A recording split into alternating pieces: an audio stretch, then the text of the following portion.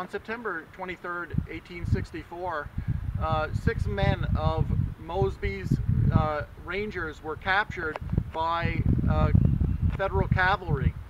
These men were captured right after several men of a Union cavalry command were first captured and then later executed. And these men were executed in retaliation for those other executions. So it was really a back and forth. One side would execute X amount of men, so the other side would execute a like number of men. So it was really going back and forth like that for a while until they just finally said, okay, enough is enough. Let's, you know, kind of call a truce if so be. But I think a little bit of that went on afterwards anyways.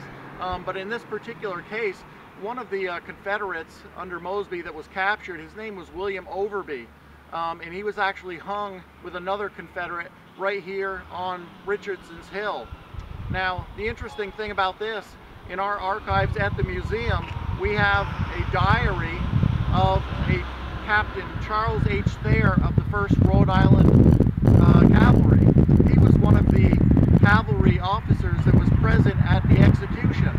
And in his diary, he writes that these 2 Confederates were actually heroes because they didn't give up the location of Mosby's headquarters.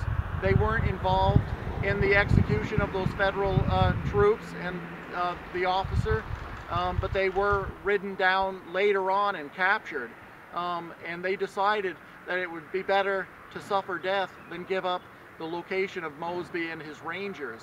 And so Captain Thayer in his diary writes that they were heroes, and General Torbert, who was responsible for their execution in retaliation, he considered him a murderer for that.